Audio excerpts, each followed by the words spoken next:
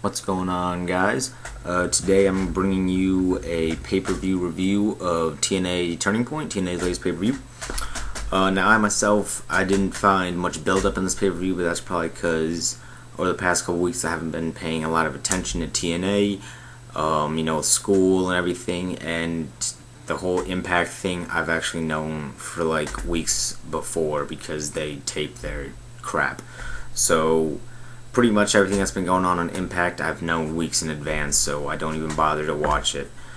But the pay-per-view itself was pretty good, pretty solid. So real quickly, I'll run through the matches, give you my thoughts, and get you guys on with the rest of your day.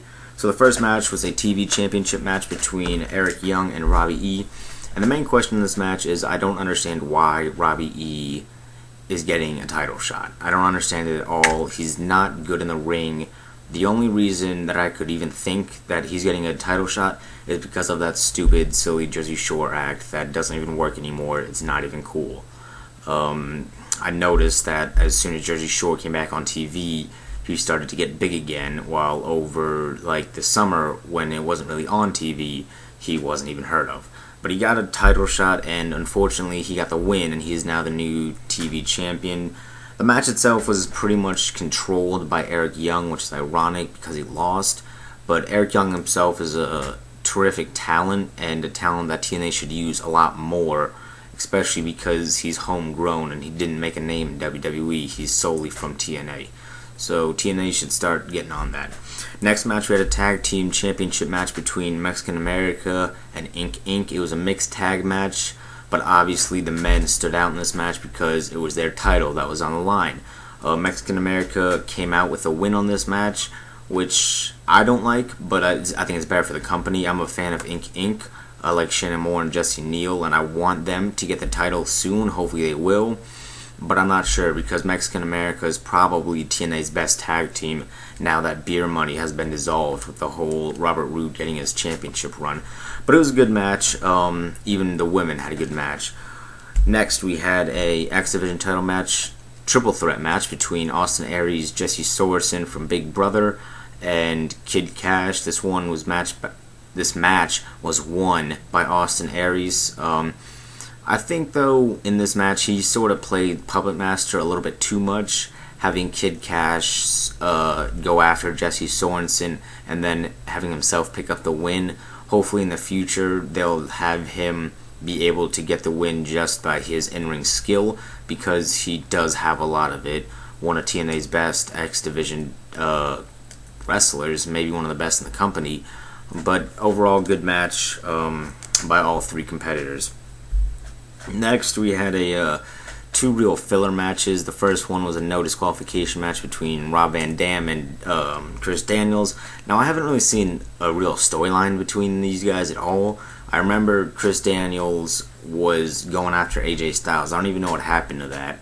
And now they sort of just threw him in a match against Rob Van Dam, and they just named a stipulation hoping it would draw people in. It really didn't draw me in at all. Rob Van Dam did win, which wasn't a big shocker to me.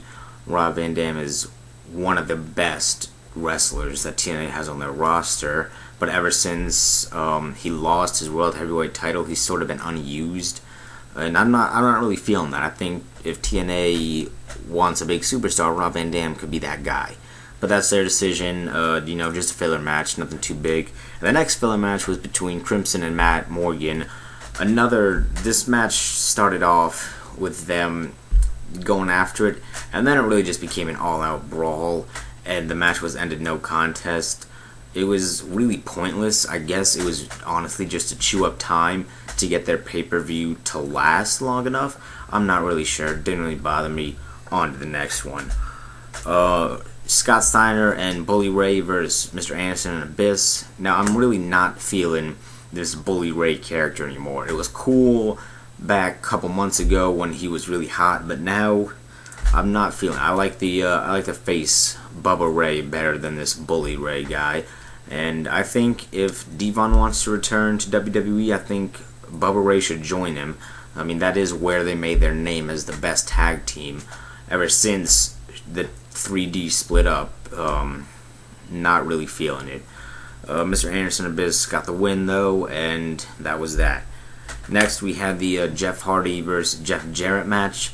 Now, this itself was a sort of weird. They were scheduled to have a match, and what happened was they came out and Jeff Hardy pretty much charged the ring and hit a twist of fate, 1, 2, 3, and that was it.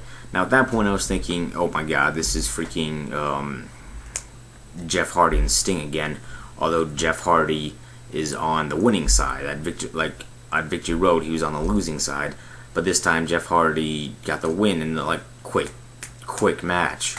But then Jeff Jarrett got all Jeff Jarrett-y and is like, I want another match. And Jeff Hardy's like, alright, and beat him again. And then Jeff Jarrett waited a little bit. He was angry as some jank. Took a chair, smashed Jeff Hardy, got another match, and Jeff Hardy won again. That was honestly pointless. I don't understand why they had him win 3 times. You'd think 1 win would be good enough, and if that wasn't good enough, you'd think 2 wins would be good enough. But they had him win 3 times. I don't really know why. Maybe it was best 3 out of 5. I don't really know. TNA tends to do some weird stuff, but Jeff Hardy got the win and definitely put himself over against Jeff Jarrett. And I think this new Jeff Hardy,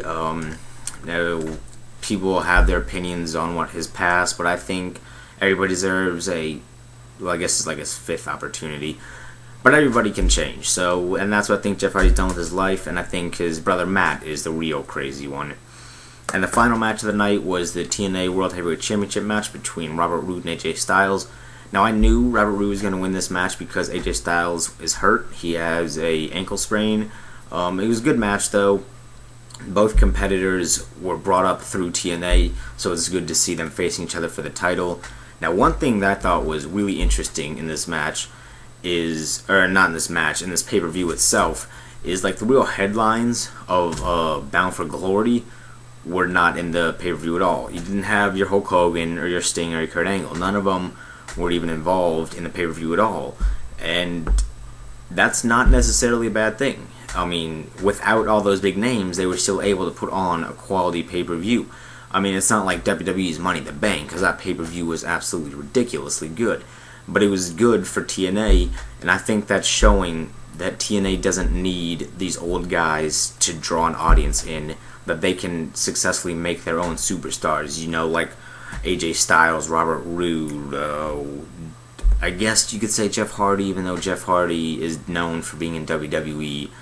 But you got like Eric Young, one of the better talents that's unused. So you have a ton of these guys that you can still put on a good show with, and that's what Turning Point was really all about.